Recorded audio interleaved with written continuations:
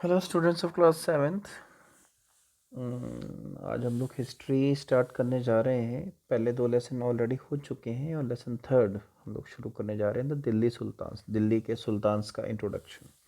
देखिए, इसमें वैसे तो लेसन काफ़ी लेंदी है, लेकिन इसमें से आधा लेसन जो है वो आपके न्यू सिलेबस के अकॉर्डिंग काट दिया गया है, और जितना पार्ट छोड़ दिया गया आपके सिलेबस में उतना हम करेंगे। बाकी का लेसन हमने छोड़ दिया। तो सिर्फ इंट्रोडक्शन है इसमें। दिल्ली सुल्तान्स का इंट्रोडक्शन आपके सिलेबस में छोड़ा है अभी।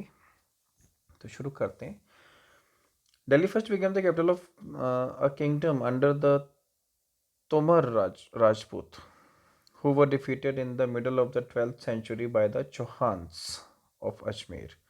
देखिए, दिल्ली को सबसे पहले कैपिटल बनाया था तोमार राजपूत के राजाओं ने, जो जिनको बाद में 12th सेंचुरी के मिडल में चौहान राजाओं ने हराया था। अजमेर के चौहानों ने हरा दिया था।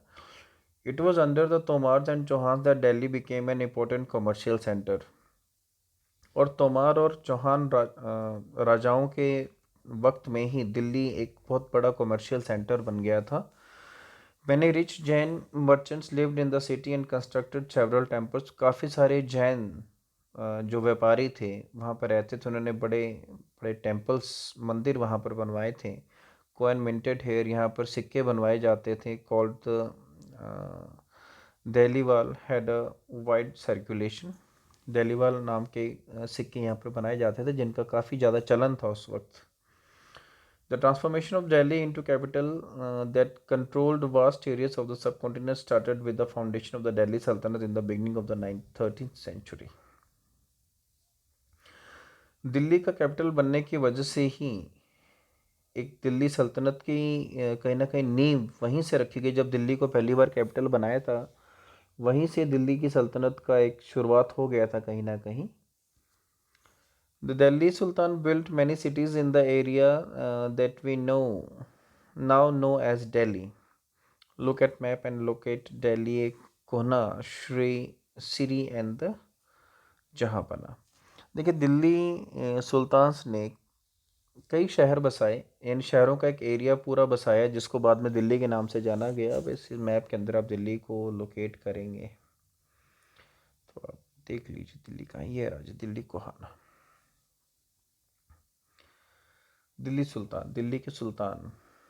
Although inscriptions, coins, and architect provide a lot of information, especially valuable are history, Tariq, written in Persian, the language of administration under the Delhi Sultans. Delhi सुल्तान के बारे में देखिए, अगर जानना हो तो काफ़ी सारे इंस्क्रिप्शन, जो रिटन मटेरियल हमें मिला, कॉइन्स मिले हैं, और बहुत सारी ऐसी इन्फॉर्मेशन आर्किटेक्चरल डिपार्टमेंट की तरफ से हमें मिली है, जिसके बारे में हमें पता चलता है दिल्ली के सुल्तानों के बारे में। और स्पेशली एक हिस्टोरीज और तारीख नाम से एक बुक है, त्वारिख के नाम से है, जिसके अंदर रिटन इन पर्शियन लैंग्वेज में लिखी हुई है ये बुक। और इसमें काफ़ी कुछ बताया गया दिल्ली के सुल्तानों के बारे में। The authors of tawarikh were learned man, secretaries, administrators, poets, courtiers who both recounted events and advised rulers of governance and emphasizing the importance of just rule. त्वरिक का जो ऑफर है, उन्होंने जो लोगों की पोस्ट बताई हैं उस वक्त, जो लोगों के बारे में बताया, उसके अंदर काफ़ी एडमिनिस्ट्रेटर्स हैं, राजपाट संभालने वाले लोग हैं, पोइट्स हैं, कॉर्टियर्स हैं, दरबारी हैं। और ये सब लोगों को उन्होंने इस पूरे रोल की इम्पोर्टेंस के रूप में इनको बताया है। Keep the following additionals details in mind, और कुछ और इन्होंने डिटेल्स बताई हैं, जैसे the authors of the tawarikh lived in the cities. जो ऑथर थे त्वारिख के, वो दिल्ली ख़ास तौर पे मेन शहर में रहते थे। And hardly ever in village, गाँव में वो कभी नहीं गए थे शायद। They often read the history of sultans in hope of rich reward. अक्सर वो जो हिस्ट्री लिखते थे वो सुल्तानों की तारीफ में लिखते थे, ताकि उनको बड़े बड़े इनाम मिल सकें। These authors advised rulers on need to preserve an ideal social order based on the right and gender distinctions. और वो अक्सर ये एडवाइस देते थे राजाओं को कि on the need to preserve an ideal social order based on the brighter gender distinction and the ideas were not shared by the anybody. कि वो जेंडर बेस्ड कुछ स्पेशल तरह के आइडियल्स या प्रोग्राम्स सोसाइटी में वो रखें, यानी एक डिफरेंट यूँ कह लीजिए कि एक भेदभाव वाला माहौल वो क्रिएट कर देते थे और ये आइडियाज़ किसी के साथ शेयर नहीं किए जाते थे। इन 1236 में सुल्तान Iltutmish daughter Razia became Sultan.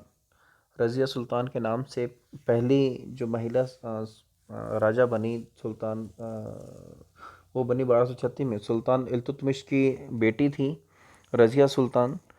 The chronicler of the age Minhaj Siraj, उस वक्त के जो राइटर थे Minhaj Siraj, recognise that she was more able and qualified than all her brothers. उन्होंने ये बात अपनी उस लिखी है मिनहाज सिराज ने कि वो अपने सभी भाइयों में से सबसे ज़्यादा क्वालिफाइड थे सुल्तान के रूप में।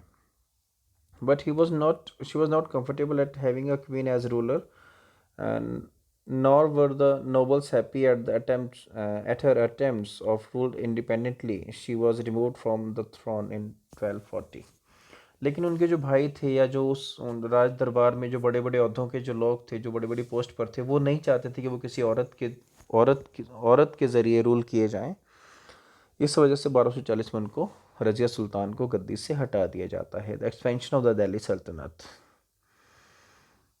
In the early 13th century, the control of the Delhi sultans rarely went beyond heavily fortified towns occupied by the garrisons. देखिए, जब 13th सेंचुरी की शुरुआत होती है तो वहाँ पर जो दिल्ली के सुल्तान हैं उनका कंट्रोल होता है बड़े बड़े मेन शहरों पर होता है, खासतौर पर टाउन्स के ऊपर करते हैं। तो sultan seldom control the hinterland of the cities were therefore depended upon trade, tribute and the plunder of the supplies. Basically ये लोग डिपेंड करते थे व्यापार पे, या जो बाहर से जो सप्लाई आती थी, इन सब चीज़ों पे इनका पूरा सिस्टम डिपेंड रहता था। Controlling garrison towns, garrison town का हम लोग कहीं ना कहीं ये कह सकते हैं कि जो लोग आर्मी एरियाज़ जो होते थे, जहाँ पर आर्मीज़ को रखा जाता था, that is called the garrison towns. In distant Bengal and the Sindh from Delhi was extremely difficult. Rebellion, war, even bad weather could snap fragile communication routes. कि दिल्ली के आसपास के एरियाज़ में या बंगाल में कह लीजिए, सिंध के एरियाज़ के अंदर इनका एक मतलब कंडीशंस कुछ इस तरह की होती थी कि वहाँ पर इनको ज़्यादा दिक्कत महसूस होती थी। रिबेलियन इनके क्यों कह लीजिए कि दुश्मनों का सामना करना हो, वेदर कंडीशंस कुछ इस तरह की होती थी जो जहाँ पर ये बहुत ज़्यादा दिक्कत महसूस करते थे। Delhi's authority was also challenged by the Mongol invasions from the Afghanistan and by the governors who rebelled at any sign of the Sultan's weakness. और दिल्ली के अंदर अथॉरिटीज़ को मंगोल के जो लोग जो अफ़गानिस्तान से आते थे उनसे भी काफ़ी खतरा रहा है। वो हर वक्त सुल्तान की किसी न किसी कमज़ोरी के ऊपर नज़र रखते थे और एकदम से अटैक हो जाता था इनके ऊपर। द सल्तनत बेरली सर्वाइव दी चैलेंजेस, लेकिन सल्तनत इन सभी चैलेंजेस के बीच में चलती रही। It's consolidation occurred during the region of the Ghiyasuddin Balban and the further expansion under Alauddin Khilji and Mohammad Tughlaq. दिक्कतें इनकी शुरुआत हुई जब गयासुद्दीन बलबन आए बाहर से, अलाउद्दीन खिलजी आए, मोहम्मद तुगलक आए, तो उस दौरान इनको काफ़ी सफ़र करना पड़ा। The first set of the campaigns along with the internal frontier of the Sultanate aimed at consolidating the hinterlands and the garrison towns. पहला जो इनका युद्ध होता है, यूँ कह लीजिए, जो इनके ऑफ द सल्तनत एम टू कंसोलिडेटिंग, यानी कि गैरिसन टाउन्स को ही सबसे पहले कहीं ना कहीं बचाने के उसमें थे कि इनके ऊपर कोई आँच नहीं आनी चाहिए। During these comparisons forest were cleared in the Ganga, Yamuna, Doab and the Hunter gatherers and the pastoralists expelled from their habitat। और गैरिसन टाउन्स को फैलाने के चक्कर में इन्होंने गंगा यमुना के एरिया के अंदर जितने भी जंगल थे उनको साफ़ किया, वहाँ से हंटर्स को, गैदरर्स को, वहाँ पर रहने वाले लोगों को वहाँ से निकाला गया। These lands were given to the peasants and agriculture were encouraged। और ये ज़मीन साफ़ करके इन्होंने मज़दूरों को दी जहाँ पर खेती को बढ़ावा दिया गया। New fortresses, garrisons, towns and the towns were established to protect the trade route and to promote regional trade। और नए टाउन्स खड़े किए गए ताकि अपने आप को स्ट्रॉन्ग करने की कोशिश थी मुगल रूलर्स की है। The second expansion occurred along with the external frontier of the Saltanat. और उसके बाद फिर बाहरी जो इन्होंने एक्सपेंशन किया बाहरी तौर पर, इंटरनली देखो इन्होंने अपने आप को अंदर ही अंदर स्ट्रॉन्ग किया, एग्रीकल्चर को बढ़ावा दिया जाके इनके पास अच्छी इनकम हो, वो अच्छा अपने आप को इस्टेब्लिश कर पाए। उसके बाद बाहर इन्होंने कैसे एक्सपेंड किया अपने आप को। Military expeditions into the southern India started during the region of the Alauddin Khilji and culminated with the Mohammad Tughlaq. अब अलाउद्दीन खिलजी और मोहम्मद तुगलक के टाइम इन्होंने मिलिट्री एक्सपेंडिशन स्टार्ट किए साउथ इंडिया के अंदर, यानी कि उनके ऊपर उनके साथ जो इनकी जो कश्मकश थी वो स्टार्ट हुई। इन देयर कंपेरिजन सल्तनत आर्मीज captured elephants, horses and slaves and carried away precious metals. और इस जब ये जाते थे युद्ध के लिए तो अपने साथ काफ़ी सारे हाथी घोड़े होते थे, मजदूर होते थे, स्लेव्स होते थे इनके साथ, और काफ़ी प्रीशियस मेटल्स यानी कि जिसमें हीरे जवाहरात हो गए, सारा मटेरियल अपने साथ लेकर चलते थे। By the end of the Mohammad Tughlaq region 150 years after somewhat humble beginnings, the armies of the Delhi Sultanate had marched across a large part of the subcontinent. They had defeated rival armies and seized cities, and the Sultanate collected taxes from the peasantry and dispensed justice in its name. देखिए मोहम्मद तुगलक का जब and हुआ तो उसके लगभग 50 साल बाद में अगर इनको देखें हम लोग, दिल्ली के जो सल्तनत थी, यहाँ के राजा लोग क्या करते, इन्होंने क्या किया कि जो आसपास के जो राइवल एरियाज़ थे वहाँ की आर्मीज़ को हराकर और उनके एरियाज़ को सीज़ करना स्टार्ट किया। वहाँ के जो लोग थे उनके साथ अपने हिसाब से ये पेश आते थे और उनको अपने अंडर में लेकर और फिर आगे ये अपने राज्य को बढ़ाते थे। Expansion of Islam. The Delhi Saltanat sultan build several mosques in cities all over the subcontinent. इन्होंने दिल्ली के पूरे एरिया में काफ़ी सारी मॉस्क्यूज बनाई, मस्जिदें बनवाई। These demonstrated their claims to be protectors of Islam and Muslims। ये अपने आप को मुस्लिम और इस्लाम के प्रोटेक्टर कहलाते थे। Mosques also helped to create the sense of a community of believers who shared a belief system and a code of conduct। मॉस्क्यूज बना देने से कहीं ना कहीं एक धार्मिक इनको सिंपैथी मिलती थी, यूँ कह लीजिए। जो लोग इस सब चीज़ों पे विश्वास करते थे उनके साथ उनके मन में इनके खिलाफ इनके लिए एक अच्छी फीलिंग पैदा करते थे। It was necessary to reinforce this ideas of a community because Muslims came from a variety of backgrounds.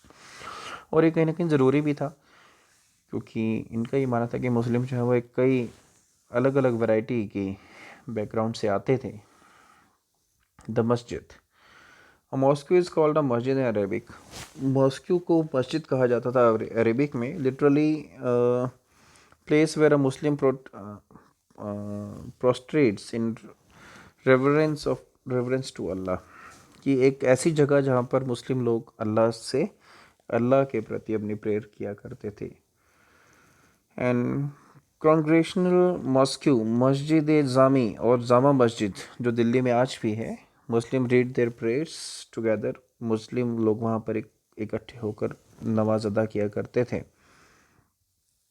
आपको बता दूं जामा मस्जिद आज भी दिल्ली में है। Members of the congregation choose the most respected learned male as their leader. और ये जो लोग नमाज पढ़ने आते थे ये अपने में से किसी सबसे ज़्यादा समझदार इंसान को अपना लीडर बनाते, जिसे इमाम कहा जाता था। For the rituals of the prayer he also delivers the sermon. और ये खुतबा या सरमन भी देते during the Friday prayer. During prayer Muslim standing facing Mecca in India, this is to the west, this is called the किबला। और जिस वक्त ये नमाज अदा करते हैं इनका जो चेहरा होता है, इनका जो फेस होता है वो मक्का की तरफ होता है। भारत में ये वेस्ट की तरफ है और इसे किबला कहा जाता है। तो ये आपका लेसन कंप्लीट। इसके बाद का जो पोर्शन है वो पूरा का पूरा आपके सिलेबस से हटा दिए गए, आपका लेसन कंप्लीट होता है। इस इतनी लेसन में से जो क्वेश्चन आंसर्स बनेंगे वो आप तक पहुंचा दिए जाएंगे। Thank you, have a nice day.